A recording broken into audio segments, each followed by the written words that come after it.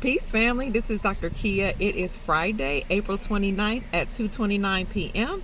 And I just came to tell you, I always got some exciting news. But anyway, a friend of mine sent to me a screenshot of a post from Truth Social. So apparently, Donald Trump Jr. posted his father's message, which says, "I'm back." So it looks like the president might be back, y'all.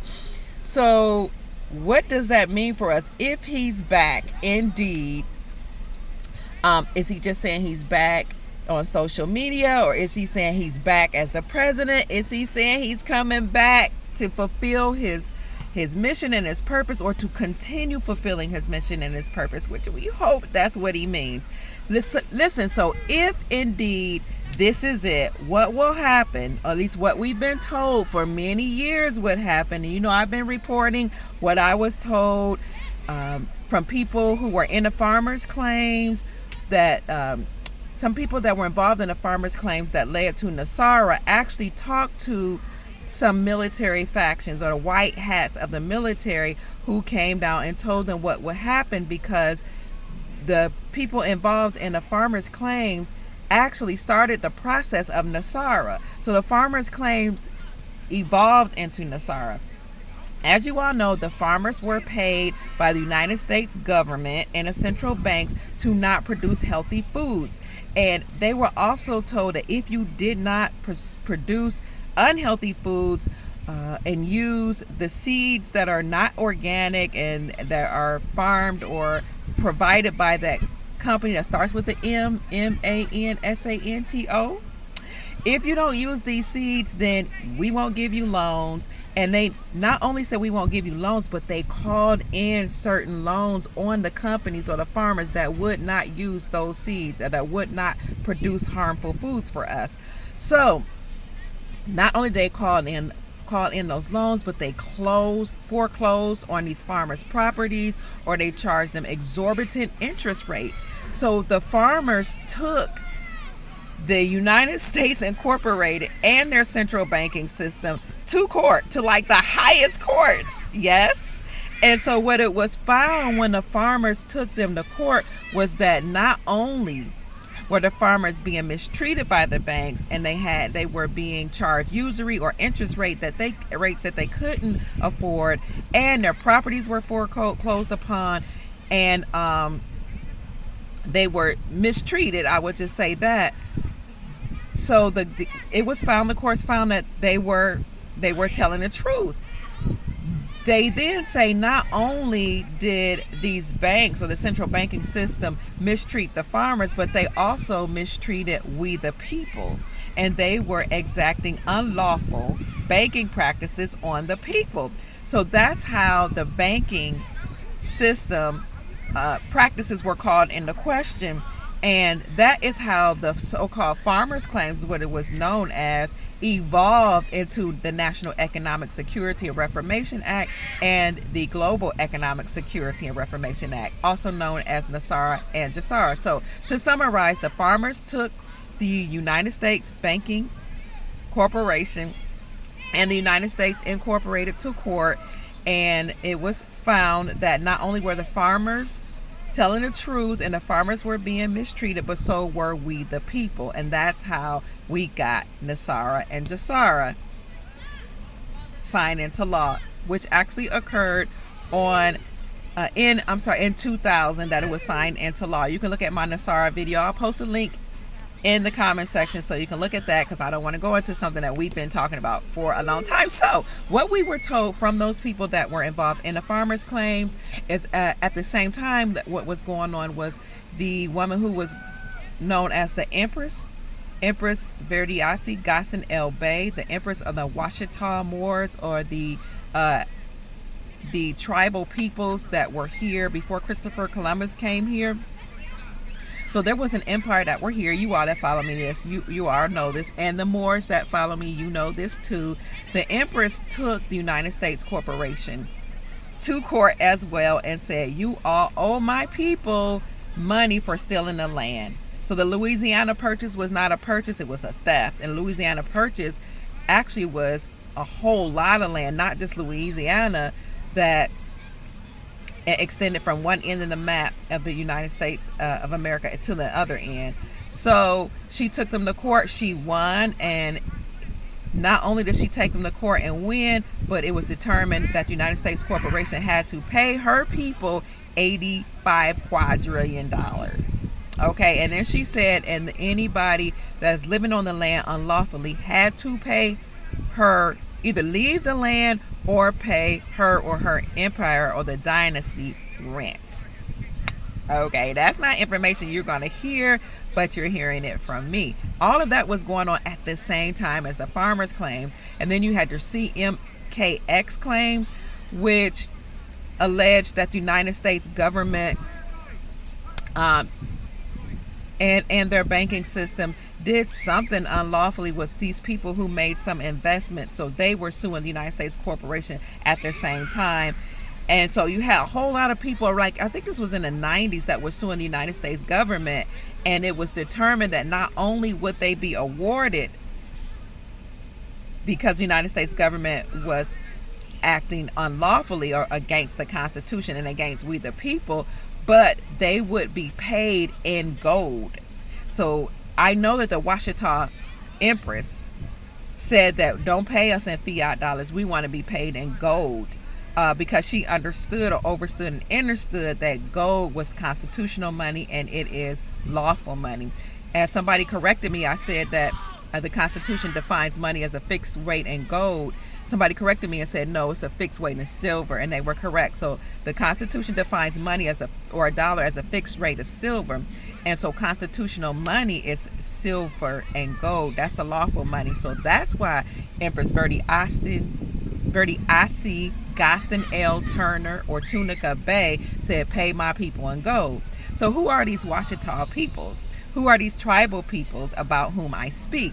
Those are your people who are classified now as black, people who look like me, who classify by the United States government as black because they don't want these people or our people to know who we really are. So before we were classified as indigenous or aboriginal because we are the original peoples of the land, and then our classification was changed to colored, and then Negro, and then black, and then African American. So those of you all who follow me and those who understand or overstand the law, you know that black is not a nationality. The nationality, most of us in here in America just consider ourselves American because that's our nation. But then you have tribes or tribal peoples, Washita peoples. You have the Cherokee, you have the Shawnee, you have the Seneca, you have the Iroquois, and you have Choctaw, Blackfoot, and other tribal people. So your tribes were like families that were a part of this empire here in the great United States of America, or in the great Americas. So the Empress, because we did have a bloodline, you have many tribes that made up, a nation that were here in America. We did have an empire, and so Verdi Asi Gaston L. Turner Bay, Turner's another name for Tunica Bay, was that empress who took the United States government to court. And not only did she do that, but she forced the United Nations to acknowledge us. And not only did they acknowledge us people, so-called black peoples or indigenous peoples here, but they classified us, they acknowledged us, as the oldest indigenous people on the planet. And that was in the 1990s. I do have that document. So what happened was, during the time when all these people took the United States Corporation to court, it was determined by the white hats of the military and by the people, the Nasara White Knights, all these people who were coming against the United States Corporation, that there would come a time that the United States Incorporated will be closed and we will return to our lawful government, which is the Republic. So that's why I'm always talking about the restored Republic. That's why there's a whole website called Restored Republic where they give you updated news and geopolitical news.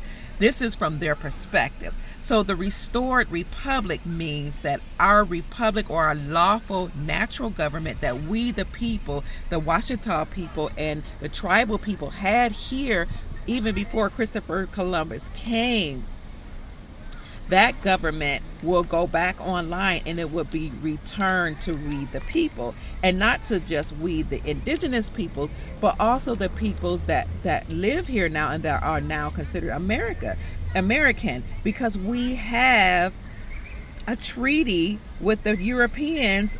The 13 colonies that came here, we have a treaty with them. That's called your Treaty of Peace and Friendship, I believe. But the treaty was usurped along with our lawful government when a faction of them were in cahoots with the bloodline families that are actually not human, and enslaved us first, and then enslaved, of course, the colonies that were here and the entire planet.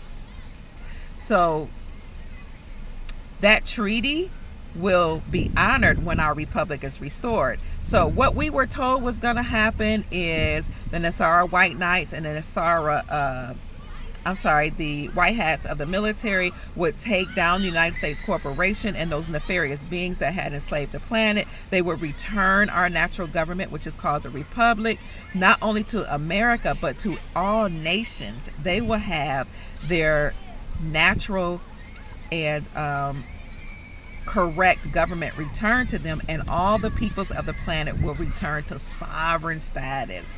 So they took us out of sovereignty status and made us citizens, which is another word for slaves. Okay, so we're going to return to our sovereign status, and the way we were told this would happen is there will be an EBS, or an emergency broadcasting system announcement, that will come on all of our phones, our computers. If you own a television, or your radio, it'll be this big announcement that the war is over and that we, the people, have won, and that our government has been restored or returned, our natural government, which will be governed by natural law. Okay, so we also heard that we would have the people who were in power, like your senators, your congressmen, that most of them would be taken down and they would never return. That might be why the White House was under siege and why we saw a fence around the White House. That also might be why on yesterday I reported that there's a fence around the Federal Reserve headquarters. I don't know about y'all, but I'm so excited. That might also be why we're hearing news that they're preparing to make the announcement that the Queen of England is deceased. So they'll probably have this great big funeral procession, blah, blah, blah. And you'd have to go through these days of mourning so that the people's attention can be focused over there instead of focused over here. Look over there, not over here. But in the background, we are having our sovereignty restored and returned. Now, I reported a long time ago, I said, look, President DJT, or Mr. T, had a mission to take down these nefarious people, which is why he signed into law Executive Order 13818, freezing the assets of people who were involved in crimes against humanity. Because a lot of these people, they're not even people, they're humans, or they're human hybrids, or they're related to them, or if they are humans, they're in cahoots with these nefarious beings. They were doing things to our children. They were traumatizing them. And then when you're traumatized, they would mutilate them and also cause them to be deceased. And then you emanate something called louche, but also that A word, ANDRENOCHROME. And then they would eat that comes from the blood, the traumatized blood, and eat their organs to make themselves stronger and also to age backwards. That's why celebrities always look so good, because eating this, the organs and drinking the blood of these people, these babies, actually is like a drug, and it makes them look younger. Additionally, you will hear a lot about these people, including the Queen and people in high office, the so-called elite, eating the organs of indigenous peoples, because the indigenous peoples are usually heavily melanated, and the melanin causes your organs to be stronger. So they would take these children, eat them, eat their organs, and reverse their aging, make themselves healthier. You guys heard about Henrietta Lacks. She wasn't the only person that was experimented upon that was indigenous or heavily melanated. A lot of people, a lot of our children, a lot of our women, even men that have gone missing, even people in Haiti. Remember what happened over in Haiti and actually in Louisiana with all the hurricanes and the catastrophes? They would do that in areas that are heavily populated with people classified as black and heavily melanated, so they can eat their organs and have their organs for themselves and for their people, because you need melanin to live, to survive. And also, if you're sick, you can use the melanated organs for your survival. So that's what we were told, and some of us already knew this. So we were told that DJT was he was recruited to take down these nefarious beings, and we were told that once he did that, he would step down, because the captain steps down with the ship. And people kept saying, you're lying, he would never step down, blah blah blah. But what happened? Just like I said. And it's not like I know so much, it's just that I've really been afforded the opportunity to be aligned with people who know this information, who told me, and then I did some research on my own. And as a matter of fact, a lot of this information came after I had a visitation by beings who told me that they were here to liberate humanity. And I reported that when it happened, and I did a video about that. I should put that on my YouTube channel, because I put it in my Facebook page like 2017, 2018, something like that, when I had that visitation. And once I had that visitation, then it's like the universe sent me people who were either working in the military or involved in the farmers' claims, or working in certain aspects or segments of society to bring down the deep state. So I'm so excited. So we were told that DJT would step down, and then at the appropriate time after the takedown, we would get an emergency broadcasting system announcement that this has been done, and that if there was somebody that was in place in his stead, that person would be taken down and imprisoned and executed.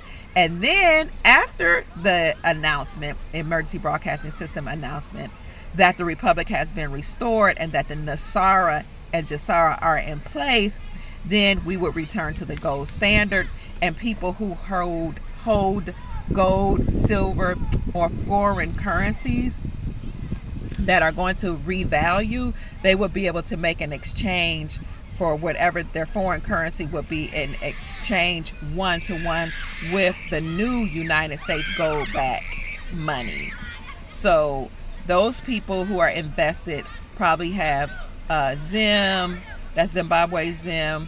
If you watch the movie Black Panther, that's what they were talking about, liberating humanity. It was like, how can that little country liberate humanity? That's because Zimbabwe really has a whole lot of gold. It just wasn't mined, or people didn't know about it. So a lot of people do hold the Zim, hoping that it will revalue, because the Zim is not a currency. It's not money. It's a government bond. If you look at the paper, it is bond paper. It's a lot thicker than regular paper.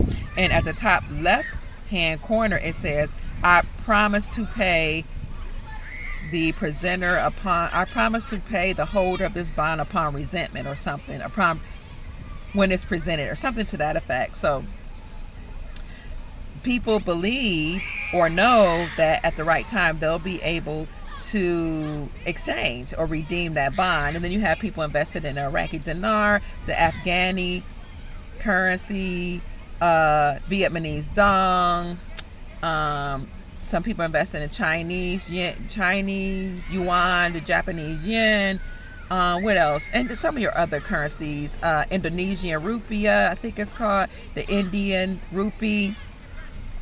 All those countries that were decimated or had their money devalued so that they can suffer. But when the Republic is returned to us and Nasara and Jasara are enacted, hopefully after this emergency broadcasting system announcement, if we get it, because we might not really need an official big announcement, it could just happen behind the scenes, then the countries will have their countries their currency restored, because they will become sovereign, and their currencies or their money will become sovereign, and everything will be one to one, and we'll all be on a level playing field, because all of our currencies will be exchanged one to one, like on the same, have the same value, because the gold will be the standard then. So we were told once that happens, humanity will be free. Then people will receive money into their quantum of accounts, because we each have a quantum account, which is based on the quantum financial system. And I heard that it will be somewhere between $10,000 to $100,000 a month for 11 years that will be deposited into our accounts, and that money will be deposited into a non-interest bearing account. So when you get that money, please be wise with it, because after 11 years, you're not going to just get this free money. And it's not really free. This is money that we are being compensated for the banks charging us usury and using unlawful practices when they lend money, and really for the enslavement of the planet, and for each and every one of your birth certificates that were turned into a bond and exchanged on the New York Stock Exchange for money. These people made money off of us.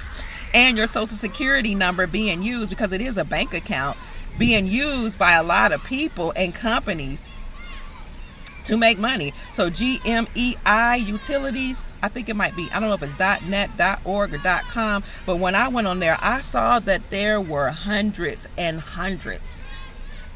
thousands of companies, a lot of them out of China, a lot of them out of different countries, and just a few out of the United States, that were making money off of my social security number. But so you have to get compensated for all of that. So once our republic is restored, people's going to be bringing about a whole bunch of lawsuits against all these companies, against the United States Corporation, although I don't know if they'll win, because the United States Corporation is now bankrupt and defunct. But there will be a whole lot of lawsuits being brought up against all of these organizations, against hospitals, against all type of places, for all the things that they did to us. So it would take a lot of time to go through those lawsuits, and a lot of money that would be doled out to certain people. So why not just give it to all of the people over the planet, since we all have been enslaved? So I'm just here to tell you that I heard that President Trump said, "I'm back." And if you're on Truth Social, you let me know if you saw that announcement. And then look at DJT Jr. He said, "Oh shit, it's on." In other words, the ish is about to hit the fan. We're about to hear an announcement that we're free. Tell me what you all think in the comment section. Do you think this all is true? You think it's malarkey? You think I'm just making up a bunch of mumbo jumbo just for my health? You tell me what you think. But I know that we are close. Humanity is close to being set free and being told this, so that we can celebrate. Anything else I want to tell you? Our treaties will be online. We will go by our treaties again. They will be honored. We'll all live in peace. You'll have different people in this country who, some of them will, be classified as Americans. You'll have some that will say, no, I want to just use my tribal nationality while I'm here. Or I might want to use, I might want to classify myself as a Moor. It doesn't matter. We'll all work together because we're sovereign. You can call yourself whatever you want, okay?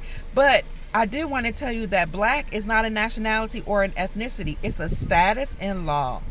It's a status. Look at Black's Law Dictionary. Look up Black.